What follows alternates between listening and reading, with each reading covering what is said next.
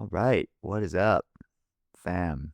Recording for the first time in New York, in my apartment here in Chinatown, and man, it's exciting. It's raining outside, a little bit of snow mixed in, and got a lot I want to talk about. A lot on my mind. It's been 2 weeks since being here, since moving, and the big theme that I want to talk about today is this notion that what's most important, I think, in my life is having a goal and creativity. These two things, my ability to create and anybody's just ability to produce and create no matter what's going on in life, that will get you through pretty much anything and give your life, I think, just as much or more meaning than anything else. And then this other thing, which is having a goal or a dream and how important that is. So that's what I'm going to be talking about today. And also just kind of discussing my life in New York so far and what's to come, what I'm excited about, all things. So, like I said, I've been here for 2 weeks and it has been a wild ride so far. It's overwhelming, especially in the first week, just moving in and starting fresh in a new city. This is my fourth time doing it. I grew up in LA. Second place I lived was San Diego, just starting fresh down there. And then after San Diego, I think I went back to LA and then, of course, Japan and then Oakland and now here. And each time I've pretty much gotten rid of a lot of stuff before I went. So just minimized. So I wouldn't have a lot of stuff to take. So then I would kind of start fresh again, especially going to Japan. I barely took anything and had to create a new life out there. But it felt like that was temporary in a way. I didn't get things that I knew I was going to have to keep for a long time. And I had to really just make do with the space because I had such a small apartment in Osaka starting out. So I got things that I thought, would suffice for a while. But fourth time's the charm. Being here in New York, like, this feels like the place for me. And with this apartment, it feels like the perfect size. In San Diego, I lived in pretty much a converted garage, so it's pretty large. It's almost too big, somebody's garage. And then LA, I had an apartment, um, standard issue, 2 bedroom with a roommate. Japan was obviously tiny, living in a shoebox, pretty much like a dorm room in Osaka, and then slightly bigger one in Tokyo, but still very small. In Tokyo, I got a futon and slept on the floor. It was comfortable and I kind of like that, but I just wanted to kind of keep everything minimal and low. So I got like a floor table, so no chairs. I did get a desk with a chair, but floor, table to eat at, futon on the floor, and then a tiny little mini fridge and like a single stovetop, electric. And that was difficult, having that little of space. You really just got to make do. It's hard to you got to get creative and, you know, like I said, I knew it wasn't forever, so I was just happy to be there and making the best of it. And then this really feels like the place for me. As you can see, I got my artwork on the wall behind me. My man, Anthony Bourdain in New York. I think my artwork is like my most valuable possessions. It's just stuff that I've collected and stuff that makes me happy. Um, I think my boy Mew is right in the right where the microphone is, but got a little plush Mew Pokemon back there from this anime store that I found near my place here in New York. Little things that make me happy, bring me joy, remind me of my childhood and my time in Japan. So I got the Anthony Bourdain. I got, if you're listening to this, I'm sorry, but there's that iron photo of Paris behind me that I actually took. And then my stepmom's friend kind of turned it into this art piece. It's pretty sweet. Above that is a menu, Japanese menu that the first trip to Japan, me and my buddies had a, big dinner at this really cool izakaya. And then at the end, they gave us the menu and it has like soy sauce drippings on it and stuff. And I had it framed. And then below that is my great grandpa looking dapper. And then some other little things, but all that to say, this place really feels like home. It's like a junior one bedroom.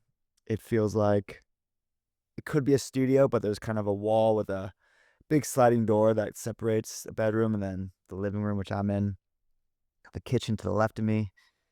It's kind of the perfect size. Like I don't know what I love living alone. I prefer it for sure just because I get up early and I like to start writing and I move about the cabin, I cook and I like things clean and orderly and I like being by myself, especially in my place because I'm a little bit particular for sure. So I love it here. I got this bookshelf with all my books next to me. I got just the art that I've collected, pictures of family and friends on the walls, and Chinatown just feels so, you know, good to me. Like it's where I'm meant to be in New York. I got some friends in Brooklyn, another best friend in the Lower East Side, but it feels meant to be for me to be in Chinatown because I step outside and I'm right in the energy, in the chaos. Across the street is a park and there's, you know, men out there in the morning smoking cigarettes and just speaking really quickly in some Asian dialect, Cantonese or Mandarin or not sure what, but it just feels like I'm back in Asia, that vibe of cigarette smoke and right under me is like a famous um Chinatown kind of spot and it's called Wafeng number 1. And there's a line down the block every day, which is pretty funny. As I leave my apartment, I'm just faced with this massive line of people looking at me. But there's charred and sizzling ducks hanging in the window, and you get a pork, duck, or chicken on a bed of rice for $6. It's a pretty insane deal. I've had it a few times, but I can't make too much of a habit of it, even though the price is tough to beat. But yeah, I feel like Chinatown is just my spot.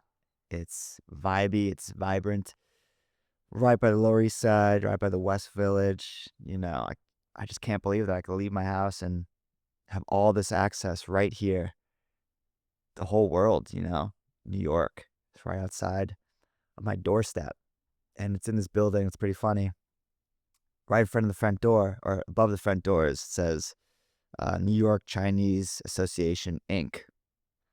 I guess my building is the New York Chinese Association, Inc. That's me, obviously. It's just hilarious. And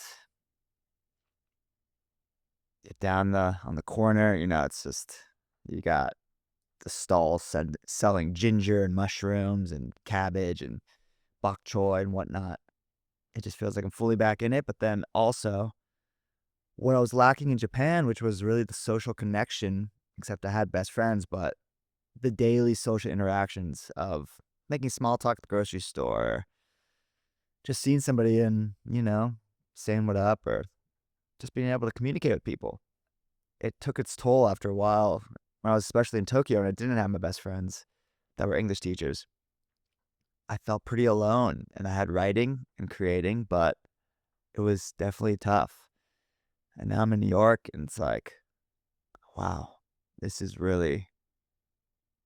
it for me. It has the energy and the vibe and the feel of the city that I crave of just having so much access to things and having no car, just being able to walk and take a subway everywhere. Being able to just walk to a basketball court across the street, find endless gyms everywhere, going to run through the city. I just need to be amongst the people. I love that. I love sitting on a street corner, just watching life go by. That's my favorite activity. It's what I love to do in any new city.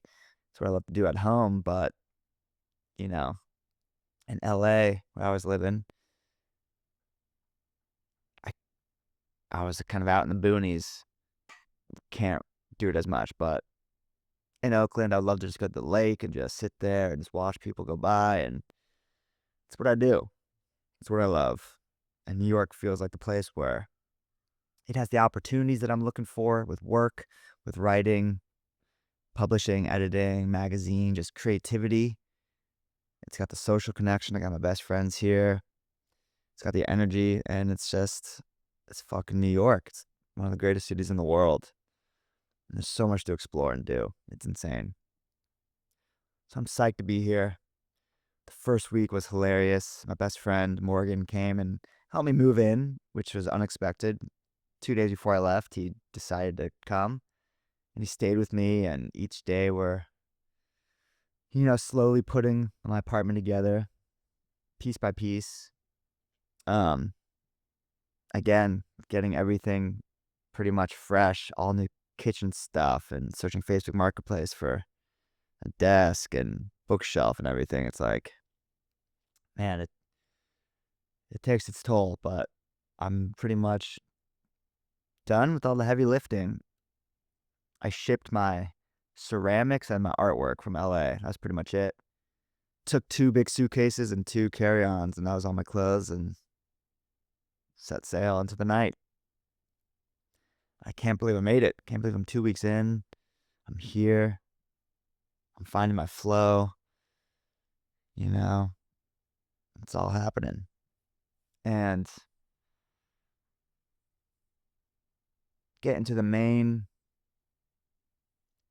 thing I wanted to discuss today is as the dust settles and my friend left, and I was definitely sad for a bit that second week, like, damn, it's a familiar feeling that I've had before of being on my own again in this new place where it feels like there's so much I have to do. But then I just kept telling myself, there's nothing you have to do but be here. You made it.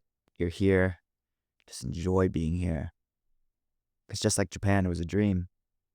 Never couldn't imagine living in New York, you know? It's something that I definitely always thought about. And it was like, if I'm going to live in America again, if I'm going to choose a place, because I lived in Oakland because of my girlfriend at the time, and I loved it, but I didn't say, I just want to go move to Oakland. I lived in LA, just in between, figuring shit out. Japan is something I chose. And then New York's like, if I'm going to choose somewhere in America, I think it's got to be New York, you know? It's got the things I'm looking for. And even though my friends and family, a lot of them are in LA, I think something I've realized here is I just don't want to, I need to embrace it instead of being afraid of the fact that I truly am a city guy. I like being in the action. I like being amongst people. I like walking instead of driving. Just being able to take the subway anywhere. I like the commotion and the chaos, you know? I love just being lost amongst it. And there's definitely commotion and chaos here. And so I'm here, it's a dream come true. And now, as I really step into the phase of okay, I'm settled. Now what? What am I doing here, actually?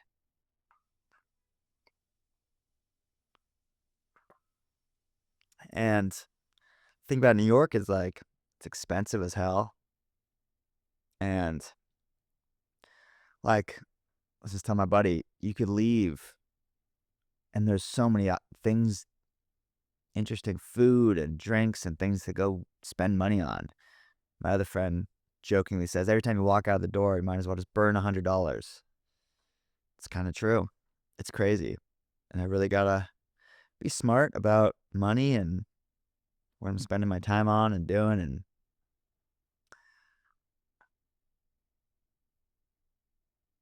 I think that my creativity and my purpose is really gonna lead the charge of living here. If I had no anchor in writing and in creating and doing stuff like this, I probably spend most of my time just partying or, you know, working. But I'm like, no, I need to be clear headed. I need to be focused. I can't go out every night. As tempting as it is, like I have to be sharp and stick to my routine and stick to who I am because this is the most important thing to me.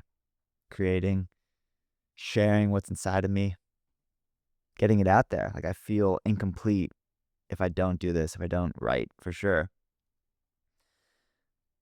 So I need to prioritize that. I think that's going to really steer the ship here. Which kind of brings me to the main point. New York is an achievement status driven city for sure. America is an achievement status driven entrepreneurial country, and New York's the epicenter of that. I would say LA is a little more performative. People go out there to be actors or to be famous or whatever. It's like Hollywood and whatnot. I grew up around that. But New York is more like if you have money and status, you could have all the fun in the world and you could go to all the best restaurants and stuff. And maybe I'm just talking to my ass here. That's what they say. I've only been here a couple of weeks. I just know it's expensive. And without money, it's tough to survive. But then, you know, I was just listening to this podcast that I like and that I've followed for many years and it's inspired me tremendously, Modern Wisdom. And he just recently had this guy on. His name is Charlie Houpert, pretty sure. And Charlie built this business called Charisma on Command throughout his 20s and maybe his 30s. And I was actually thinking recently, before I even saw that he was on an episode of Modern Wisdom, I was like, what happened to that guy? Like, it must be kind of weird. Like, is he going to be just this guy who's telling people how to be charismatic his whole life? How to talk to girls and stuff like that? Obviously, it's not me. Maybe that's his purpose. But I was like, yeah, just like, I wonder how that translates into the next steps of his life, or like, it just seems like he's in a box now. Very random. I was thinking about that. And then I saw him on the podcast and literally he's like talking about, it's like the title is like breaking free from charisma on command or something. It's like, wow, that's kind of crazy. And they talk about, it's kind of a trope, but you know, the guy, he got the money, he got the business, he built this thing that he's super proud of, and it was his dream. He got all the achievements, the girlfriend he dreamed of, yada, yada. Yet there was still this hole missing, still this hole inside of him. And he had to do some soul searching and kind of change his entire life to figure out what that was coming from and kind of break free from being that guy that he spent so much time creating, the charisma guy. That sounds exhausting. And I've just been thinking to myself, yeah, that is one way to do it, is you work really hard, maybe at a job that you hate, you know, or maybe just a job that you get by at, but you're making money, you're having fun, especially in a place in New York, you can just work and party. You don't really have to do much else. That's probably what a lot of people do. You make money and then you spend it and you have fun. There's nothing wrong with that. I'm not saying one way is better than the other. I'm just grappling with all this myself because I'm on further down the other end of the spectrum where it's hard for me to make money. You know, like I've grappled throughout my 20s and I'm 30 with making money for my passion. Is that even something that I want to do? When will my interests and my actual skills translate into making a career and money from it? Because I've kind of just done jobs to help me to sustain me to make enough money to pursue my passions that don't make money, which is writing books, doing podcasts, creating. And I've been very happy with it. Like really happy actually. Like I'm just very grateful that I have this thing because no matter what, like writing is my anchor. It's survival for me. Like I have to write, I have to create, and it makes me satisfied and good.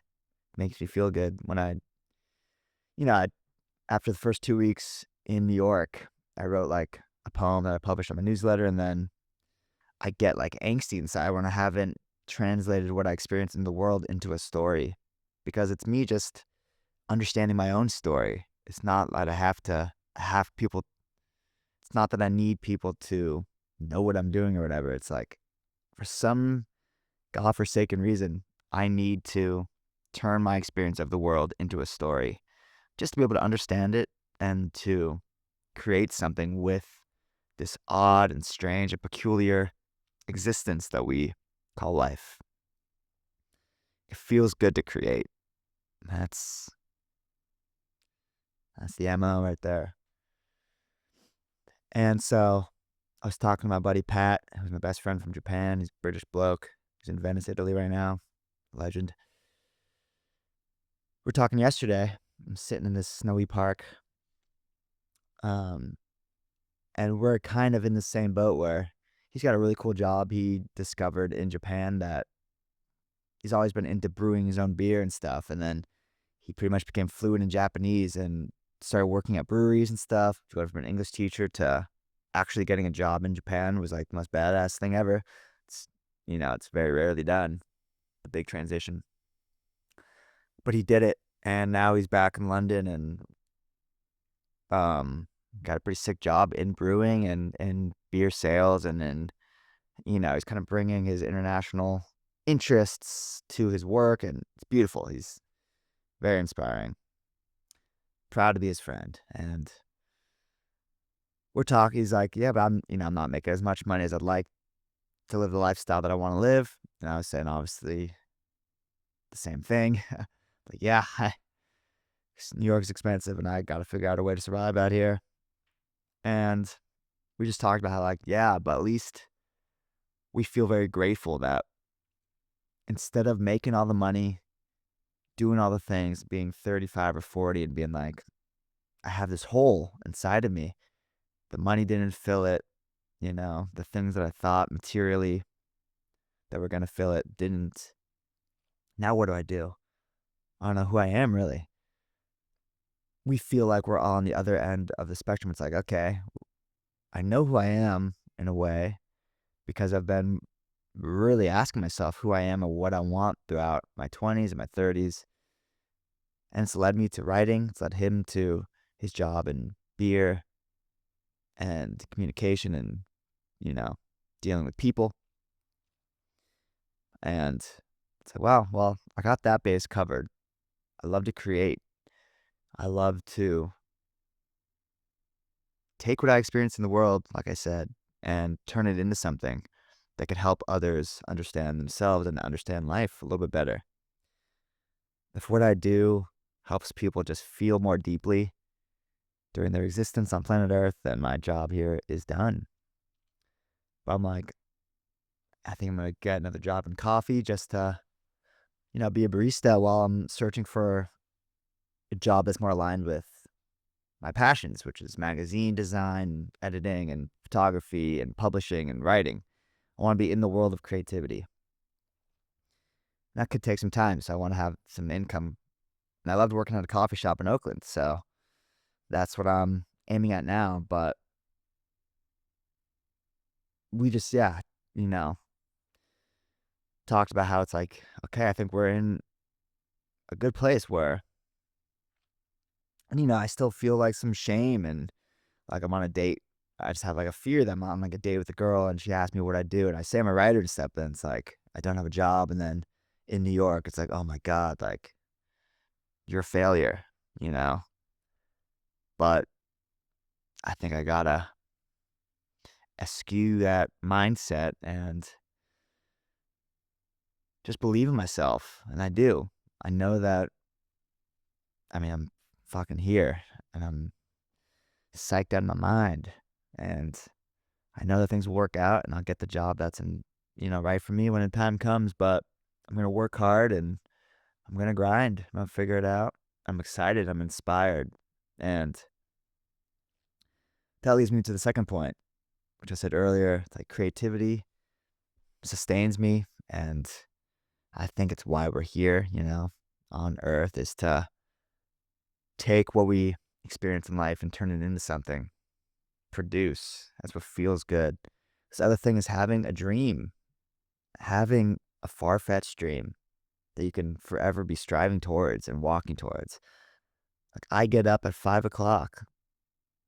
I mean, I was getting up at like 4:30 in LA, but this morning I got up at 5 because I'm like, yeah, I'm excited to get back to writing my book about Japan. I finished the first draft in LA, and I wanted to give it a little bit of time to sit away from it before getting back to it, and got back to it today, and it felt so good. I felt like just coming back to this book that's the manuscript is complete, and now I'm going through and editing it. It's so much fun. The hard part is that first draft of creating. Now I get to mold it into something tight and beautiful, and I get up every day and I'm excited to do that. Me and Pat were talking, and I said, dude, like, I'd rather be awake than asleep. I'd rather be awake and going for my dreams and living my daily life than asleep. Like, I get like 6 hours of sleep at night because I'm just like ready to get back to it every day. It's not just creativity. I'm just excited about being alive and amongst people and out there in the world and doing stuff. And I don't want to waste time. Obviously, sleep is important, but you know what I mean? But what a gift, what a blessing to be excited to wake up every day. I think having something to pursue gives you that reason to get up in the morning and get after it. Having something to create, having a project you're working on is a very worthy pursuit in my eyes, and it gives me more meaning than anything. Taking my experience, like I said, in the world and creating something with it. And a book, if you're a writer, is something that I think is so interesting because it distills human experience into something tangible and something succinct. And fiction is almost like more real than reality because the essence of human experience shines through. There's not all the day-to-day life and stuff. It's more of just the distillment of the essence, of the lessons and the pain and the love. And if the writer can express that in a volume of pages and words in a unique and strange way that speaks to somebody else, and they've done a beautiful thing. And so what's so cool is that it's like, okay, yeah, my two focuses right now, getting back to my book and finding a job. Those are two things like I'm attacking, and I have no idea what my life's going to look like in 3 months or 6 months. But I think we need, especially young men and women and just people who are trying to figure out their lives, like we need to dream. Like my dream is, it's probably not even big enough. I dream to be doing what I'm doing now and getting paid for it, which is writing books, creating, doing a podcast, just creating a magazine. Like, I love magazine design and bringing together photography and words and pictures and just the design of how something looks and feels, things of high quality. I'd love to be in that world, learning from people, getting critiqued. And I don't know how it's all going to go, but that is the thing I'm walking towards, the star, in the sky that every day I get up and I hope to make some steps towards. Without that, we're going to stray because it's like I have this compass that guides me. I know when I'm on course on a day like today where I get up work on my book, do this podcast. I can't not do it. And that tells me keep taking steps in this direction because it sparks energy and love inside of you. And that is the sign that you're going in the right direction. What gives you energy and doesn't take from it. And I've had a lot of things take energy from me that I knew weren't right, like working in real estate, working at a clothing store, um, doing sales, stuff like that. Like I'm just like, this is not me. And it just drained me and filled me with like dread and angst. Life is too short to waste it doing things that make us feel that way. And it might sound like a privileged perspective, and it probably is, but I feel like there's ways to create and design the life that we want. I mean, I worked at a coffee shop and I loved it. That's what I'm going to try to do here again to kickstart my career in New York. And because I was creating something, I'm making people happy instead of feeling like gross that I'm trying to sell them something that I have no interest in, like a $14 million house in LA. I'm making a cup of joe and people would come in and people would say, like, this is the one place where I just can exhale, have a cup of joe, relax. It's like a safe place for people. And I love creating that sort of environment. I loved it when I worked at a hostel in Lisbon, Portugal, just creating a cocoon, a safe haven for people to relax. Got some music going, you got good vibes, it smells good, it's warm. That tells me something. I love interior design. Like it makes me really happy making my place, putting it together, making it look good and comfortable. These are all things we have to be aware of. These are all pieces of our character that amount to something. I don't know exactly what yet, but maybe I'll look for jobs in interior design. I'm not quite sure yet, but I'm in the place for it, you know? It's important to put yourself in the action. Now I'm that much closer. So I think we got to dream big because that thing, no matter if it takes 50 years to be a paid author, doing what I love without having to have a day job, if it takes till I'm 60 years old to do that, or if it takes another 5 years or another 6 months, whatever, that's something I walk towards. And it's something I work at every day. And it's something that keeps me on track. Not straying too far, of course. You know, it's important. And why not pursue what fills us up inside and gives us an interesting journey? Like, who knows how this is all going to pan out? Who knows where I'm going to end up? But the journey, that's it. How interesting the first 2 weeks of New York have been because in my head, I'm like wondering what's going to happen. I'm trying to meet with people to make connections and just get in the teeth of it. Like, that's a fun and interesting life when you don't know what's going to happen.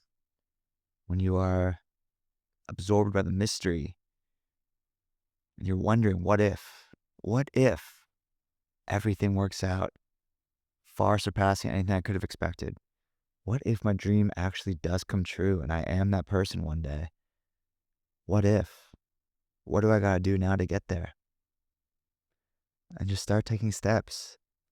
And those steps will fill that hole that so many people feel inside because it's the incremental progress towards a goal that gives us a deep sense of fulfillment. I think it's Andrew Huberman says that dopamine isn't the pursuit of pleasure, but the pleasure of the pursuit. Man, I was electrified with dopamine this morning as I'm getting back to my book and I'm like, wow, I'm actually tweaking this thing and making it better. I'm locked in. I'm in a flow state. I got the coffee going. I'm just absorbed with what I'm doing, and it feels so good. I don't know if I'm gonna make any money from it, but it doesn't matter. I'm doing this thing to express the life that I have inside of me, the beauty that I see in the world, and it feels like it gives me so much life and joy, and that's what I want to spend my life doing. The money may come, it may not, but who gives a fuck? I'm gonna figure it out one way or another. How to survive while pursuing what I love. I know you can too. Mm, much love, y'all.